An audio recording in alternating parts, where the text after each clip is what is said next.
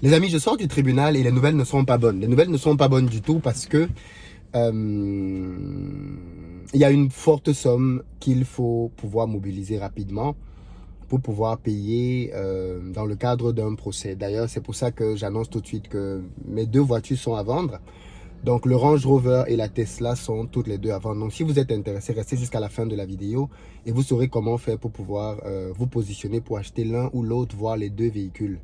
Sachant que ce sont tous deux des véhicules, bien évidemment, quasiment neufs.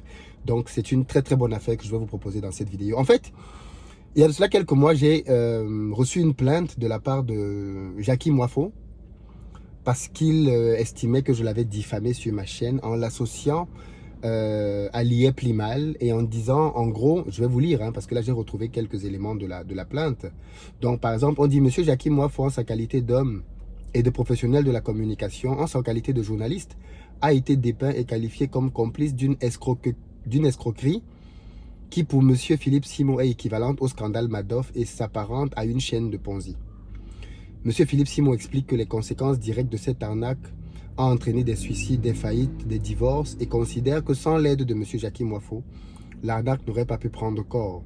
Alors que chronologiquement, le reportage sur l'IEP Limal a été fait par M. Jackie Moifo le 20 juillet 2021, l'entreprise ayant déjà vécu 3 ans et 8 mois.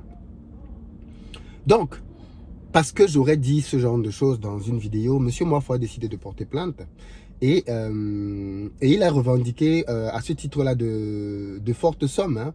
Il dit qu'il veut, par exemple, je vais vous lire, hein,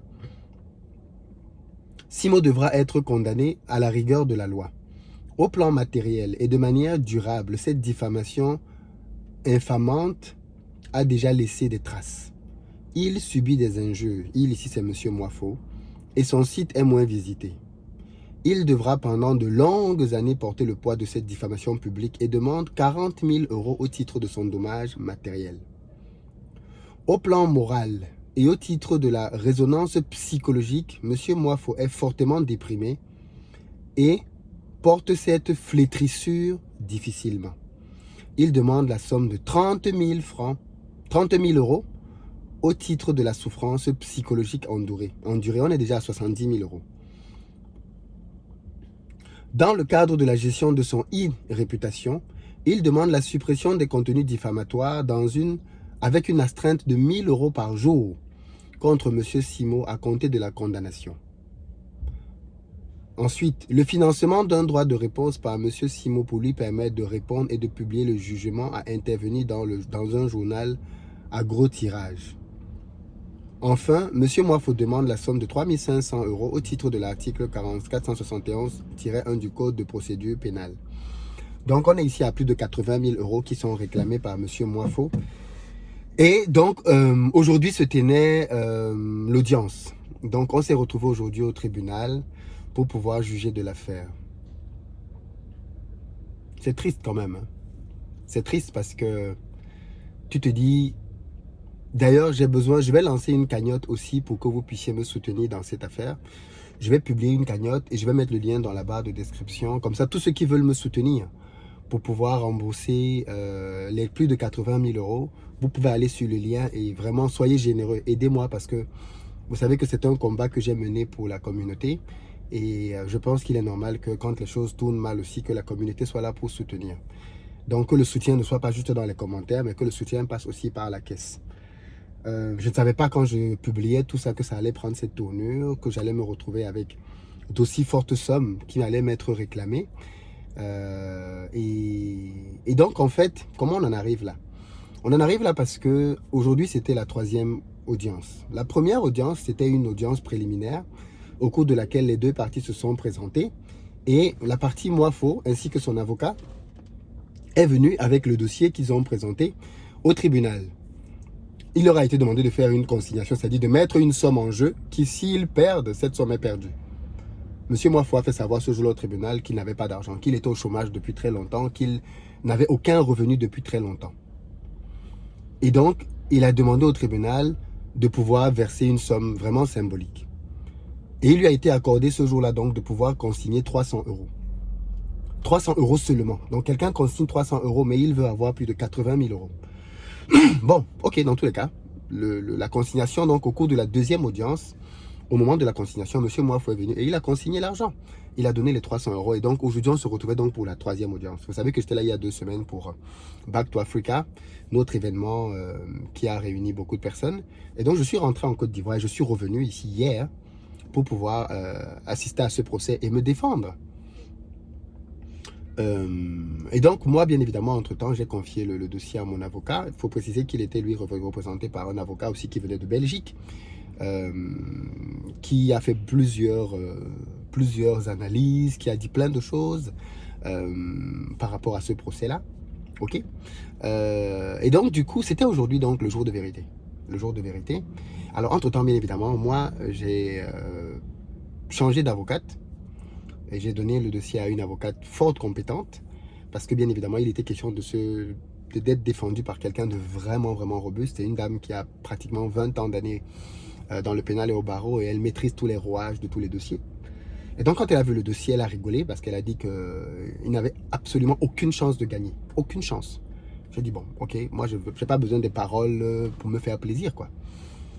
Donc du coup, vous savez, dans le domaine de la justice, il y a deux... Comment j'appelle ça? Il y a 2 niveaux. Il y a un niveau de forme et un niveau de fond. Et elle m'a dit dès le premier jour, ce dossier, on ne va même pas le défendre dans le fond. Parce qu'il y a tellement de choses qui font qu'il n'est même pas recevable.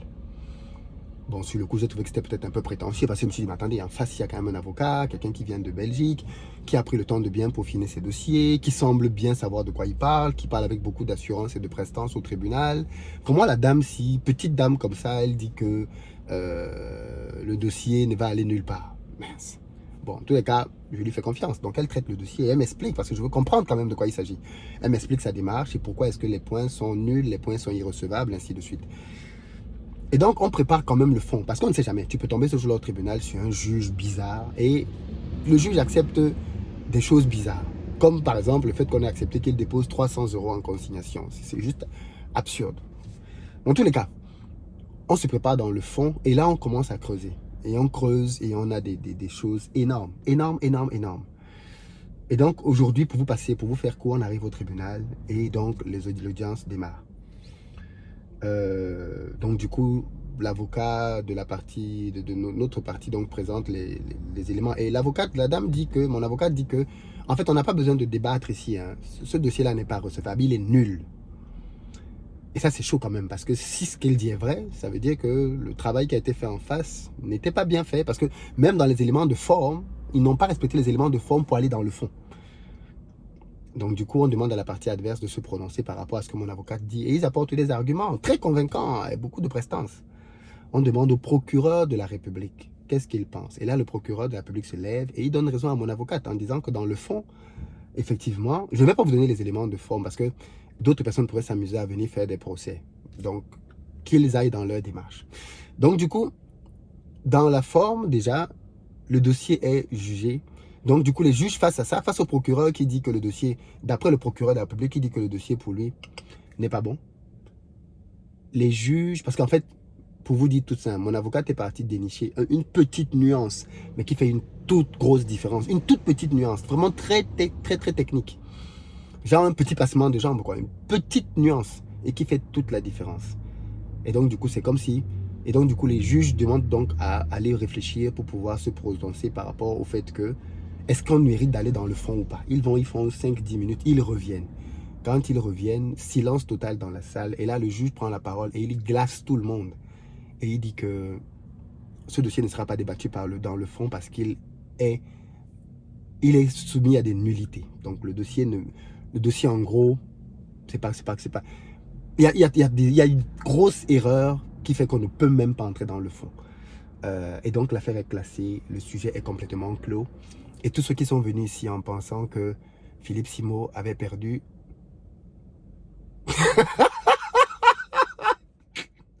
J'ai pitié pour vous, les amis, parce que je sais que vous connaissant, tous ceux qui voulaient acheter la voiture là, si vous voulez acheter une Tesla, allez chez Tesla. Si vous voulez acheter un Range Rover Velar 2000, dernière génération, allez chez Range Rover. Ok? Ici là, rien n'est à vendre. J'imagine la tête des haters. parce que bien vous les connaissez, dès que tu postes une vidéo comme ça dans laquelle tu annonces une mauvaise nouvelle te concernant, les premières personnes à cliquer, ce sont tes ennemis. Parce qu'ils veulent venir savourer. Ils veulent venir savourer. Et je connais bien. Allez lire les commentaires, vous allez toujours voir quelques petits totos qui n'auront pas écouté la vidéo jusqu'à la fin et qui vont commencer à commenter. Oui, on t'avait dit, c'est bien fait pour toi, tu méritais tout ce qui t'arrive.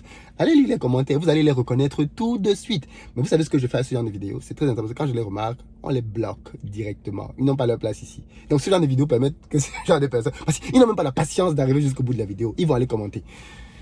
Donc voilà un peu, non, mais en gros, pour faire simple, non, on a gagné. On a gagné le procès contre Jackie Moifo et Lié Plimal. Donc voilà, tous ceux qui...